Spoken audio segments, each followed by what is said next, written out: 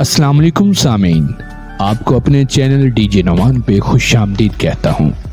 اگر آپ نے ابھی تک ہمارا چینل سبسکرائب نہیں کیا تو سبسکرائب کر لیجئے اور گھنٹی کے نشان کو دبانا مت بھولیے گا تاکہ ہماری آنے والی تمام ویڈیوز آپ تک بآسانی پہنچ سکیں۔ سامعین گرامی، ناول ہے رب سے جڑنے کا سفر، لکھا ہے ام ہریرہ نے۔ آج اس کی قسط نمبر 7 آپ کی سماعتوں کے حوالے کرنے جا رہا ہوں۔ امی، دل کرتا ہے بس آپ کے ہاتھ کے پکے کھانے کھاتی رہوں، قسم سے مزہ آ جاتا ہے۔ کرتولین نے دیسی گھی میں چوپڑی روٹی ساگ کے ساتھ کھاتے ہوئے کہا۔ ہاں، تاکہ تمہیں کبھی کھانا بنانا نہ پڑے، سب جانتی ہوں تمہاری یہ مسکے بازی، اس کی ماں نے روٹی توے پر ڈالتے ہوئے مذاقاً ناراض ہوتے ہوئے کہا۔ کرتولین ہنستے ہوئے اپنی انگلیاں چاٹتے ہوئے دعا پڑھنے لگی۔ اللہ کا شکر جس نے مجھے یہ کھانا کھلایا، اور اللہ میری امی کو جنت کے لذیذ کھانے کھلائیں۔ کرتولین نے مسکراتے ہوئے اپنی ماں کی طرف دیکھتے ہوئے کہا، جو یکدم خوش ہوتے ہوئے آمین آمین کہہ رہی تھیں۔ اچانک ساتھ پڑا ہوا فون بجا۔ کرتولین نے اپنی رنگ ٹون کے طور پر قرآن کے متعلق عربی نشید لگائی ہوئی تھی جو کہ میوزک سے بالکل پاک تھی۔ ترجمہ: میرے اندھیروں میں نور، میری تنہائی میں انسیت کا ذریعہ۔ وہ اپنے اعضاء کی حتی الامکان حفاظت کرتی تھی، خصوصاً میوزک سے۔ اس کے مالک نے جو چیز حرام کر دی تھی تو وہ غلام ہو کر کیسے اسے اپنے لیے حلال کر سکتی تھی۔ حتیٰ کہ موبائل فون کا میوزک بھی ختم کر دیا تھا کہ کہیں اس کے دل پر سیاہ دھبا نہ لگ جائے، کہیں اس کے دل کا نور نہ بجھ جائے، کہیں اس کا دل سخت نہ ہو جائے، یا کہیں اس کا رب اس سے ناراض نہ ہو جائے، کہیں اس کے دل میں منافقت جنم نہ لے لے، کیونکہ موسیقی دل میں نفاق پیدا کرتی ہے۔ اسے منافقت سے ڈر لگتا تھا، منافقین کے انجام جہنم کے سب سے نچلے گڑھے سے ڈر لگتا تھا۔ وہ اپنے رب کی رضا کی خاطر اپنے آپ کو ان گناہوں سے بچا بچا کر رکھتی تھی۔ جی ہاں سامعین، یہ فاطمہ کا فون تھا۔ امی، فاطمہ کا فون ہے، یہ کہتے ہوئے کرتولین موبائل اٹھا کر کمرے میں چلی گئی۔ اچھا گڑیا، صبر کرو، کوئی بات نہیں، اس میں بھی کوئی حکمت ہوگی۔ کرت، اس میں کیا حکمت ہو سکتی ہے؟ ماما نے مجھے اتنا ڈانٹا، وہ کہہ رہی تھی کہ وہ بابا کو فون کر کے بتائیں گی کہ ان کی بیٹی یونیورسٹی میں کیا گل کھلا رہی ہے۔ بابا کینیڈا میں بیٹھے مجھ سے کتنے خفا ہوں گے۔ کرتولین کے سمجھانے پر فاطمہ اب اپنے آنسو روک نہیں پا رہی تھی۔ آج اس کا دل بہت ٹوٹا تھا۔ اس کی ماما نے اس کی بہت زیادہ بے عزتی کی تھی۔ کرت، میں نے ماما کو بتایا بھی تھا کہ میں یہ سب ختم کرنے جا رہی ہوں، میں اس دلدل سے نکلنا چاہتی ہوں۔ انہیں سمجھانا چاہیے تھا نا فاطمہ، اگر تم یہ سب پہلے نہ چھپاتی تو شاید آج یہاں تک نوبت نہ آتی۔ کرتولین نے رنجیدہ ہوتے ہوئے کہا۔ کرت، تم بھی مجھے بلیم کر رہی ہو، تم جانتی ہو نا کہ میں واقعی خود کو بدلنا چاہتی ہوں۔ فاطمہ کو کرتولین سے اس بات کی امید نہیں تھی۔ کرتولین کی بات کافی حد تک درست بھی تھی، مگر شاید اس نے غلط موقع پر کہہ دی تھی، جس پر اب وہ دل ہی دل میں پچھتا رہی تھی۔ سوری فاطمہ، میرا وہ مطلب نہیں تھا جو تم سمجھ رہی ہو، تمہیں برا لگا، آئی ایم ریئلی سوری، مجھے واقعی تم سے یہ امید نہیں تھی۔ یہ کہتے ہوئے فاطمہ نے فون کاٹ دیا اور دوسری طرف کرتولین ہونٹ بیچ کر رہ گئی۔ اسے بہت شرمندگی ہو رہی تھی کہ فاطمہ جو پہلے ہی بہت ہرٹ تھی، اس نے اسے مزید ہرٹ کر دیا۔ آئی ایم سوری، اللہ تعالیٰ آپ مجھے معاف کر دیں، میری وجہ سے آپ کے بندے کا دل مزید دکھی ہو گیا۔ اب پلیز اسے صبر دیں، اسے سیدھا راستہ دکھائیں، اسے اپنے قریب کر لیں، پلیز اللہ تعالیٰ۔ کرتولین دل ہی دل میں اپنے رب سے سرگوشیاں کرنے لگ گئی۔ اسے معلوم تھا کہ ابھی فاطمہ جذباتی حالت میں ہے، اسے تھوڑا وقت چاہیے، جب جذبات ٹھنڈے ہوں گے تو وہ اسے خود منا لے گی۔ سامعین گرامی، فاطمہ نے موبائل سائیڈ پر پھینکا اور منہ پر دونوں ہاتھ رکھ کر پھوٹ پھوٹ کر رونے لگ گئی۔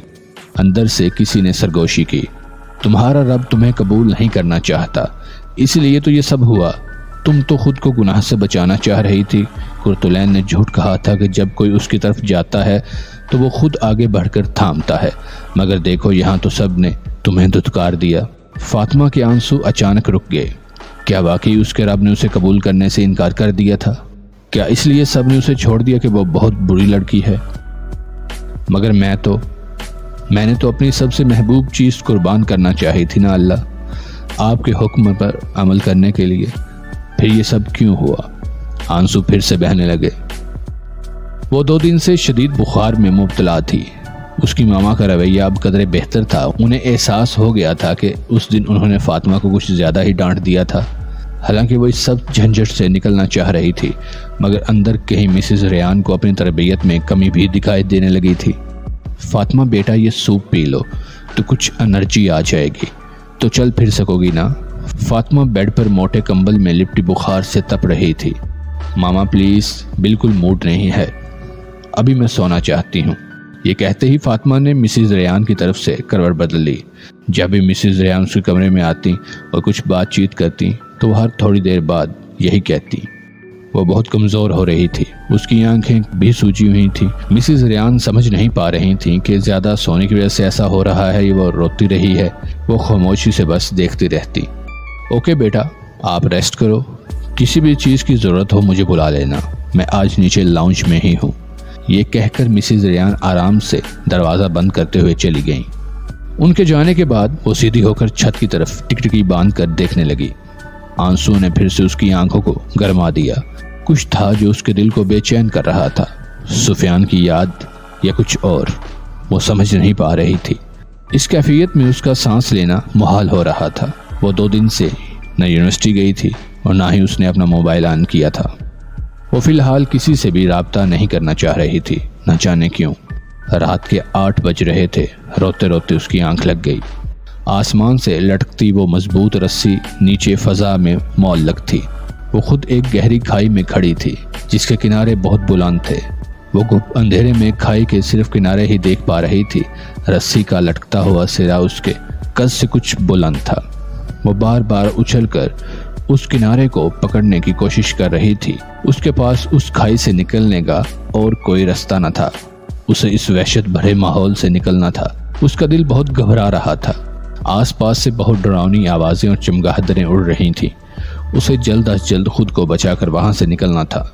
اچانک اس کی نظر پاس پر ایک چمکتے پتھر پر پڑی۔ وہ فوراً سے اس بھاری پتھر کو مشقت سے اٹھا کر لائی اور اس پر چڑھ کر اچھل کر رسی تھام لی۔ رسی کو تھامنے کے بعد اسے اندازہ ہوا کہ اس کا دوسرا سرا بہت مضبوطی سے آسمان میں جمع ہوا ہے۔ اسے قدرے حوصلہ ہوا اور وہ اپنی پوری طاقت لگا کر رسی کے ذریعے اوپر چڑھنے لگی۔ کچھ دیر میں اسے احساس بھی نہ ہوا کہ وہ کھائی سے کب کی نکل چکی ہے۔ اس نے نیچے دیکھا، مگر یہ کیا؟ نیچے تو اب کچھ بھی نظر نہیں آ رہا تھا، صرف گپ اندھیرا تھا۔ ایک دم سے اس کا دل ڈوبا کہ اگر رسی ہاتھ سے چھوٹ گئی تو وہ نہیں بچے گی۔ اس کا سانس پھول چکا تھا، ہاتھوں میں درد کی ٹھیسیں اٹھ رہی تھی، جسم پسینے میں شرابور تھا، دھڑکن بھی غیر معمولی تھی۔ آس پاس وہی چمگادڑیں گھوم رہی تھی، ان کی آوازیں اسے مزید ڈرا رہی تھیں۔ اسے نظر اٹھا کر اوپر آسمان کی طرف دیکھا جہاں سے رسی لٹک رہی تھی۔ آسمان سفید رنگ کا تھا، عجیب منظر تھا۔ نیچے ہر طرف گپسیا اندھیرا اور اوپر سفید آسمان۔ جیسے جیسے وہ زور لگا کر اوپر کی طرف کھسک رہی تھی، ویسے ویسے آسمان پر 2 چمکدار الفاظ نمودار ہوتے جا رہے تھے۔ ابھی وہ اتنے دھندلے تھے کہ صحیح سے پڑھے نہیں جا رہے تھے۔ اس نے اپنی پوری طاقت جمع کی اور رسی کو تھامتے ہوئے مزید اوپر کی طرف ہوئی۔ الفاظ کچھ واضح ہونے لگے تھے۔ یہ شاید عربی کے الفاظ تھے یا شاید قرآن کے۔ ان الفاظ سے پھوٹنے والے نور سے اس کی آنکھیں چندھیانے لگی۔ اس نے غور کرتے ہوئے پڑھنا چاہا لیکن سمجھ نہ آیا۔ کچھ تھا ان الفاظ میں جو اندر سے اس کو اپنی طرف کھینچ رہا تھا۔ اس کا دل، اس کی روح یا پتہ نہیں جو بھی تھا، مگر ان الفاظ کو دیکھ دیکھ کر اسے عجیب سا حوصلہ محسوس ہو رہا تھا۔ کیا لکھا ہوگا؟ ابھی یہ سوچ ہی رہی تھی کہ ایک چمگادڑ اسے آ کر زور سے ٹکرائی اور اچانک اس کی چیخ نکلی اور ساتھ ہی آنکھ کھل گئی۔ وہ یکدم اٹھ کر بیٹھ گئی۔ فاطمہ کا سانس بہت پھولا ہوا تھا۔ اوہ، یہ خواب تھا۔ اس کا جسم اب کافی ٹھنڈا تھا، بخار اتر چکا تھا۔ اس نے گھڑی کی طرف نگاہ دوڑائی۔ یہ 3:40 تھے۔ اوہ، آج پھر سے اتنا عجیب خواب، یہ کیا ہو رہا ہے میرے ساتھ؟ اس نے سائڈ ٹیبل پر رکھا پانی پیا اور دوبارہ بستر پر لیٹ کر سونے کی ناکام کوشش کرنے لگی۔ فاطمہ، اٹھو بیٹا، تمہاری کوئی فرینڈ آئی ہے یونیورسٹی سے۔ صبح کے 11:30 بجے مسز ریان نے فاطمہ کو آ کر اٹھایا۔ فاطمہ نے آنکھیں مسلتے ہوئے گھڑی دیکھی تو حیران رہ گئی۔ اسے یاد تھا کہ صبح 5 بجے تک وہ جاگتی رہی ہے، مگر اب اتنا لیٹ اٹھی۔ مجھ سے ملنے؟ مسز ریان اب فاطمہ کے ماتھے اور گردن پر ہاتھ رکھ کر اس کا بخار دیکھ رہی تھی۔ شکر ہے اب کافی کم ہو گیا ہے بخار۔ ہاں تم سے ملنے آئی ہے، شاید تمہارا موبائل آف ہے، کانٹیکٹ نہ ہونے کی وجہ سے وہ پریشان ہو کر ادھر ملنے آ گئی۔ جی ماما، علی نہ ہوگی، آپ اسے یہاں لے آئیں، میں فریش ہو جاؤں۔ یہ کہتے ہی فاطمہ واش روم میں چلی گئی۔ فریش ہونے کے بعد جب وہ روم میں واپس آئی تو سیاہ عبایا اور سکارف میں وہ پیٹھ پھیرے بیٹھی کچھ پڑھنے میں مصروف تھی۔ قرۃ تم؟ السلام علیکم ورحمۃ اللہ وبرکاتہ، کیسی ہو فاطمہ؟ کتنی کمزور ہو گئی ہو 2 دنوں میں؟ فاطمہ کی آواز سنتے ہی قرۃ نے مڑ کر دیکھا اور اس کی طرف لپک کر اس سے گلے سے لگا لیا۔ میں اتنی پریشان ہو گئی تھی، تم نے تو نمبر بھی آف کر رکھا تھا، یونی سے بھی آف، سب خیریت ہے فاطمہ؟ اب وہ اسے خود سے جدا کرتے ہوئے پوچھ رہی تھی۔ فاطمہ کی کچھ سمجھ میں نہ آیا کہ وہ کیا کہے۔ اسے کچھ شرمندگی بھی تھی کہ لاسٹ ٹائم اس نے قرۃ سے کیسے بات کی تھی، کیسے غصے میں اس کا فون کاٹ دیا تھا اور اس کے بعد سے فون بند کر رکھا تھا۔ ہاں بس طبیعت کچھ ٹھیک نہیں تھی، فاطمہ نے نظریں چراتے ہوئے کہا۔ وہ نہیں چاہتی تھی کہ قرۃ کو اس کے دل میں اٹھنے والی شرمندگی کے جذبات کی ہوا بھی لگے۔ اسے اپنی انا بہت پیاری تھی۔ ادھر بیٹھو، مجھے بتاؤ کیا مسئلہ ہے۔ قرۃ اسے بیڈ پر بٹھاتے ہوئے خود گھٹنوں کے بل اس کے آگے بیٹھ گئے۔ وہ اس کی آنکھوں میں جھانکنا چاہ رہی تھی مگر فاطمہ مسلسل اس سے نظریں ملانے سے گریز کر رہی تھی۔ فاطمہ ادھر دیکھو میری طرف، مجھے بتاؤ کیا چیز تمہیں ڈسٹرب کر رہی ہے؟ تم جتنا بھی مجھ سے اپنے جذبات چھپانے کی کوشش کرو گی، مجھے محسوس ہو جاتا ہے کہ کوئی تو بات ہے۔ اس نے فاطمہ کی ٹھوری کے نیچے انگلیاں رکھتے ہوئے اس کا چہرہ بھی اپنی طرف کرتے ہوئے پوچھا۔ کتنے پیارے اور انمول ہوتے ہیں نا ایسے لوگ جن کا آپ سے کوئی خون کا رشتہ نہیں ہوتا، مگر وہ آپ کے کچھ کہے بغیر، آپ کے چہرے کے بدلتے رنگ سے، آپ کی آنکھوں میں ٹھہری نمی سے، آپ کی مسکراہٹ میں چھپے پھیکے پن سے، آپ کے دل کی حالت سے آپ کو پہچان لیتے ہیں۔ یہ محبت ہی تو ہوتی ہے نا جو دل کو دل سے جوڑ دیتی ہے، کہ سامنے والے سے نکلنے والی وائبز آپ کو بتا دیتی ہیں کچھ تو گڑبڑ ہے۔ فاطمہ خوش قسمت تھی کہ اللہ نے اسے اپنی اتنی پیاری بندی دی تھی۔ ایک لمحے کے لیے اسے اللہ پر بہت پیار آیا کہ بن مانگے اسے قرۃ جیسی دوست تھی۔ اس کی آنکھوں سے آنسو نکلا اور اس کے گال پر پھسل گیا۔ اوہ فاطمہ پلیز کچھ تو بتاؤ۔ اس کے آنسو دیکھتے ہی قرۃ نے جھٹ سے اٹھ کر اسے گلے لگا لیا۔ رسی، بہت گہرے خواب ہیں یہ تو فاطمہ، مگر مجھے یاد نہیں کہ آسمان پر وہ 2 چمکتے ہوئے الفاظ کیا تھے۔ فاطمہ نے قرۃ کو اپنا خواب سناتے ہوئے کہا۔ فاطمہ جب میں قرآن سیکھ رہی تھی نا، تب مجھے بہت شوق تھا خوابوں کی تعبیر کا علم حاصل کرنے کا۔ میں ان سے اکثر اس علم کے بارے میں پوچھتی رہتی تھی اور الحمدللہ ان سے کافی کچھ سیکھا بھی ہے۔ پھر تمہیں کیا لگتا ہے ان خوابوں کی تعبیر کیا ہوگی؟ جہاں تک مجھے لگتا ہے ان میں تمہارے لیے کوئی پیغام ہے۔ قرۃ نے فاطمہ کے اصرار کرنے پر اسے بتایا۔ یعنی پہلے خواب میں تم اندھیرے میں گرتی جا رہی تھی، وہ اندھیرا گناہوں اور جہالت کا تھا، اور جہاں تک مجھے یاد ہے یہ وہ وقت تھا جب تم سفیان کے ساتھ انوالو تھی، مگر یکدم تمہیں محسوس ہوا کہ تم ایک پر نور سی زمین پر گری۔ یہ ایک اشارہ تھا کہ تمہاری اس گناہ سے جان چھوٹ جائے گی، تمہارے دل کا نور بحال ہوگا، اور الحمدللہ تم نے سفیان کو چھوڑ دیا۔ تمہیں اس گناہ کا احساس بھی ہوا اور تم اللہ کے بھی قریب ہوئی، ایسا ہی ہے نا؟ ہاں بالکل ایسا ہی ہے۔ فاطمہ قرۃ کی ساری باتیں نہایت غور سے اور حیرانی سے سن رہی تھی۔ مگر اب جو تم نے رات کو خواب دیکھا ہے، تم نے خود کو ایک سیاہ اندھیری کھائی میں پایا ہے، یعنی تم ابھی مکمل طور پر آزاد نہیں ہوئی۔ کیا مطلب؟ مطلب یہ کہ اندھیرا ابھی بھی اندر کہیں موجود ہے۔ یہ اندھیرا تمہیں دوبارہ اس گناہ کی طرف مائل کر سکتا ہے۔ وہ ارد گرد کی چمگادڑیں مختلف فتنے ہیں جن سے خود کو بچانا اس کھائی میں بہت مشکل ہے۔ سچ کہوں قرۃ، میرا دل بہت بے چین ہوتا ہے سفیان کی یاد سے۔ تمہارے کہنے پر میں نے اس دن اس کے تمام آثار ختم تو کر دیے، اپنے موبائل کو بھی بند رکھا کہ شاید میرے دل کو قرار آ جائے، مگر دیکھو میری کیا حالت ہو گئی۔ میری نمازیں بھی چھوٹ گئیں، میرے دل کی بے چینی مجھے کچھ کرنے نہیں دیتی، میرا دل بار بار اس کی طرف مائل ہوتا ہے۔ فاطمہ کی آواز کی کپ کپاہٹ واضح محسوس ہو رہی تھی۔ چندہ اس لیے تو اللہ نے تمہیں اس خواب میں ان سب سے نجات کا رستہ بتایا ہے، جو تمہاری بے چینی کو سکون میں بدل دے گا، تمہارے دل کو اس سے بے نیاز کر دے گا۔ قرۃ نے فاطمہ کا ہاتھ زور سے تھامتے ہوئے اسے کہا۔ وہ اس کا درد سمجھ رہی تھی، اس کے ہاتھ میں ہوتا تو اس کی بے چینی کو اس کے دل سے نکال کر پھینک دیتی، مگر دل تو صرف اللہ کے ہاتھ میں ہوتے ہیں نا، انسان تو بس دعا کر سکتا ہے۔ وہ بھی یہی کر رہی تھی۔ خواب میں کون سا نجات کا رستہ بتایا اللہ نے؟ فاطمہ نے حیرانی سے اس کی طرف دیکھتے ہوئے کہا، رسی۔ قرتلین نے گہری سوچ میں بے اختیار خود کو یہ کہتے ہوئے سنا۔ شہریار کا موبائل بجا۔ وہ اپنا بک سٹور بند کرنے کی تیاری کر رہا تھا۔ یہ رات کے 12:30 بجے کا وقت تھا۔ موبائل کو بجتا دیکھ کر اسے حیرانی ہوئی، مگر ساتھ ہی دل بھی دھڑکا۔ کیا؟ کب؟ یہ اس کی بہن نائلہ کا فون تھا۔ اس کے خدشات درست ثابت ہوئے تھے۔ اس کی ماں کو ہارٹ اٹیک ہوا تھا۔ میں بس آ رہا ہوں، تم پریشان مت ہو، بس نکل رہا ہوں۔ شہریار نے فون بند کرتے ہی اپنا بک سٹور بند کیا اور فوراً سے گھر کی طرف روانہ ہوا۔ وہ بائک بہت تیزی سے چلا رہا تھا۔ بیٹا کھانا کھا لے، اپنا خیال رکھا کر، جب نہیں رہوں گی نا پھر تجھے کون یہ سب کہنے والا ہوگا۔ اماں ایسے مت کہیں، میری زوجہ محترمہ تو ہوں گی نا، لقمے بنا بنا کر اپنے گورے گورے ہاتھوں سے کھلایا کریں گی۔ اس کی ماں نے کہکا لگایا تھا۔ ہمیشہ ایسے ہی اپنی ماں کو ہنسا دیا کرتا تھا۔ ماں کی آواز کانوں میں گونجی۔ آنکھوں کے سامنے کا منظر دھندلا گیا۔ پیچھے سے ہارن کی آواز سے یکدم خود کو سنبھالا۔ گھر کے باہر ایمبولینس کھڑی ہوئی تھی۔ دھڑکن مزید تیز ہو گئی۔ یا اللہ خیر۔ شہریار دل میں دعائیں مانگتا ہوا بھاگ کر ایمبولینس میں بیٹھ گیا۔ اندر پہلے ہی نائلہ بیٹھی ہوئی تھی۔ ساتھ والے اشرف چچا نے ایمبولینس بلوا دی تھی۔ ماں بے ہوش تھی۔ نائلہ شہریار کو دیکھتے ہی اسے لپٹ کر رونے لگی۔ اسے اپنے کپڑوں کا کوئی ہوش نہیں تھا۔ وہ پریشانی میں ایسے ہی نکل آئی تھی۔ شہریار اسے چپ کرواتے ہوئے اس کا دوپٹہ اس کے سر پر اوڑھ رہا تھا۔ سامنے بیٹھا ہوا ایمبولینس والا، جس کے ہاتھ اس کی ماں کو آکسیجن دینے میں مصروف تھے، مگر عجیب نظروں سے نائلہ کو دیکھ رہا تھا، جن کو شہریار نے بخوبی محسوس کر کے ناگواری کے باوجود نظر انداز کیا ہوا تھا۔ کافی سیریس اٹیک تھا۔ شاید انہوں نے کوئی ٹینشن لی ہے۔ بہرحال انہیں کچھ دن تک یہی ایڈمٹ کرنا پڑے گا۔ ڈاکٹر نے شہریار کو ساری صورتحال سے آگاہ کرتے ہوئے بتایا۔ ٹھیک ہے، کوئی مسئلہ نہیں، مگر وہ ٹھیک تو ہو جائیں گی نا سر؟ شہریار تڑپ کر بولا تھا۔ بیٹے ہم بس اپنی کوشش کر سکتے ہیں، باقی جو رب کائنات کو منظور، آپ دعائیں کریں، ڈاکٹر نے اس کے شانے کو تھپکتے ہوئے کہا۔ ڈاکٹر کی بات سن کر شہریار نے اسبات میں سر ہلایا اور ہاسپٹل سے باہر نکل کر مسجد کی طرف رخ کیا۔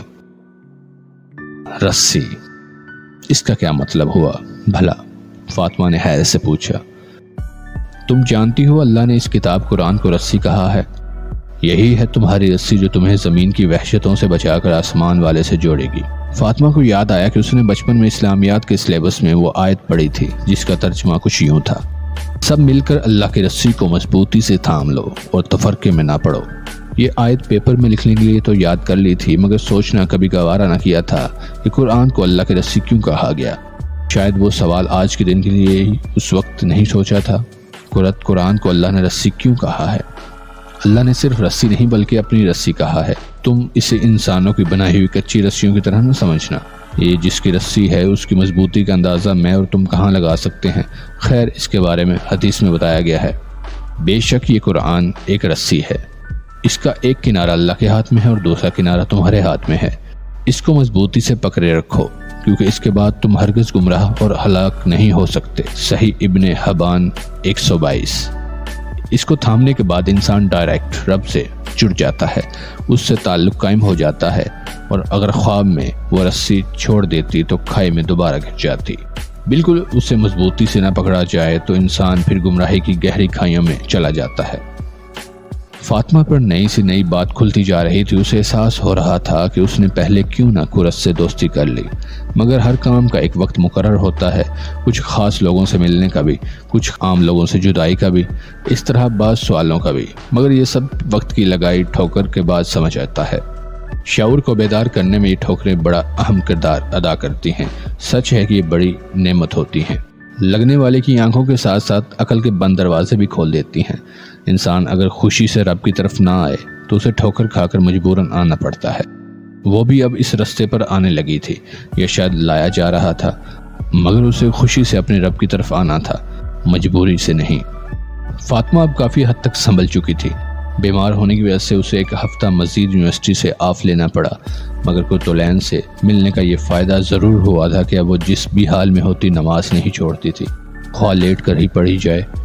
قرآن کا بھی ایک رکوع روزانہ ترجمہ سے پڑھنا شروع کر دیا تھا، مگر ابھی تک اسے سمجھ نہیں آ رہا تھا کہ اس سے ہدایت کیسے لینی ہے۔ اسے لگتا تھا کہ وہ ترجمہ صرف ریڈ کر رہی ہے، اس لیے ایک خلش تھی جو رہ جاتی تھی۔ وہ اکثر لیٹے لیٹے اللہ کے متعلق سوچ کر آنسو بہانے لگتی۔ انسان جب باہر کی دنیا سے بیزار ہو کر تھک جاتا ہے نا، تو پھر اس کی روح سے اپنے خالق کی طرف کھینچتی ہے۔ تب اندر ایک بے چینی سی لگ جاتی ہے کہ انسان کس طرح اس رب کے قریب ہو جائے، مگر اسے کہیں اور سکون نہیں ملتا۔ مگر بہت سے لوگ خود کو اس دھوکے کی دنیا سے بیزار نہیں ہونے دیتے، ہر وقت خود کو ایک ایسے ماحول میں مشغول رکھتے ہیں، ایک سے نکلے تو دوسرے میں، بس ہر چیز میں شغل اور بس شغل، کبھی شاپنگ، کبھی پارٹیز، کبھی پکنکس، تو کبھی انٹرنیٹ پر آوارہ گردی۔ غرض شیطان نے ڈھیروں رستے سجا دیے انسان کو، بس کسی طرح وہ اپنے اندر کی آواز سے، روح کی بے چینی سے غافل ہو کر اس کی طرف توجہ ہی نہ کرے۔ اور اب تو ایسا ہی ہو رہا تھا کہ انسان چلتی پھرتی لاش بن چکا تھا۔ جس جسم کو مٹی میں مل جانا تھا اسے سنوارنے بنانے میں لگا تھا، اور جس روح کو رب کے پاس جانا تھا وہ خواہ کتنی ہی گندی ہو اس کی پرواہ ہی نہیں تھی۔ آج فاطمہ اتنے دنوں بعد یونیورسٹی گئی تھی۔ اس سارے عرصے میں اس کا موبائل آف رہا تھا۔ کہاں غائب تھی فاتی؟ یار بندہ کانٹیکٹ ہی کر لیتا ہے، انفارم ہی کر دیتا ہے فاطمہ کتنی چینج لگ رہی ہو اور کمزور بھی، سب خیریت تو ہے، کہیں شادی وادی تو نہیں کروا لی؟ اعتکاف میں بیٹھی تھی کیا جو اتنی بڑی چادر لپیٹ کر آئی ہو؟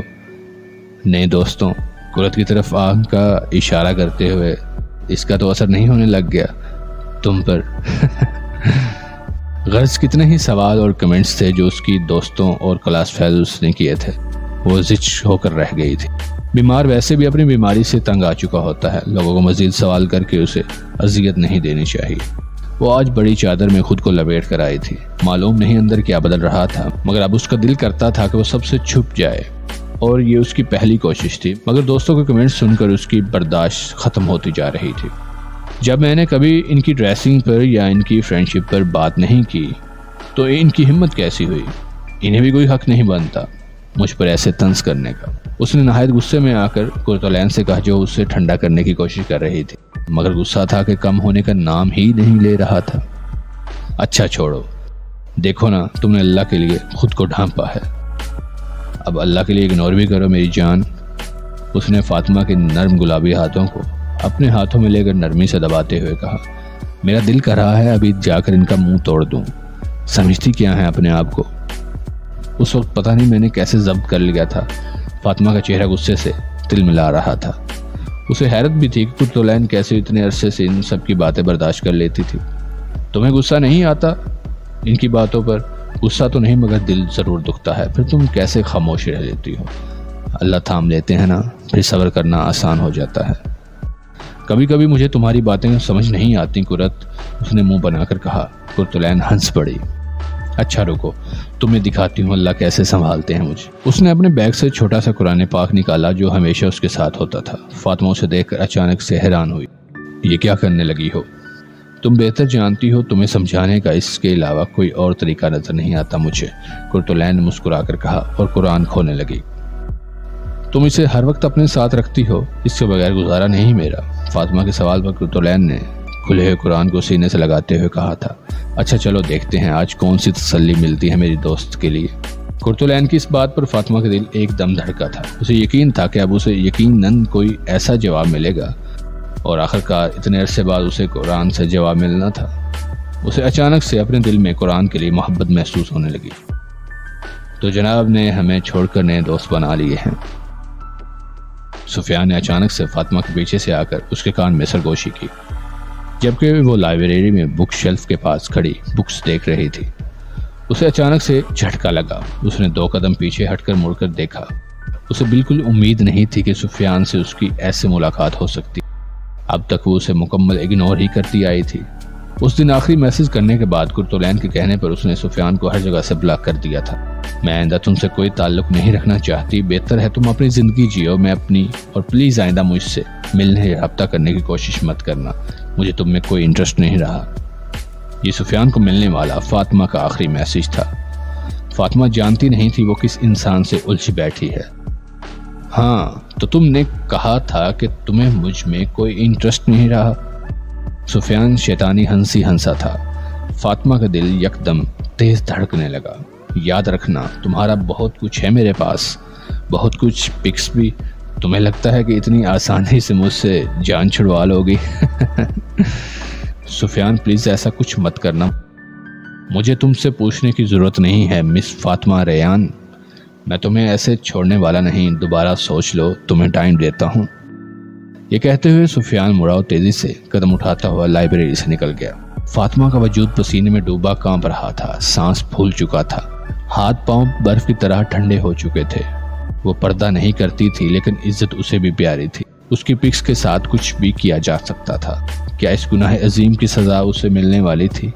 مگر وہ تو توبہ کر چکی تھی، وہ تو پلٹنا چاہتی تھی، پھر کیوں اس کا گنہگار ماضی اس کا پیچھا نہیں چھوڑ رہا تھا؟ کہ اللہ نے اسے معاف نہیں کیا تھا؟ اس کی آنکھوں کے سامنے اندھیرا چھا گیا اور وہ لڑکھڑا گئی۔ جی تو سامعین، یہ تھی آج کی قسط نمبر 7۔ آئندہ قسطوں کے لیے ہمارے چینل ڈی جے نوان کے ساتھ جڑے رہیے گا۔ مجھے اپنی دعاؤں میں ضرور یاد رکھیے گا۔ اللہ نگہبان۔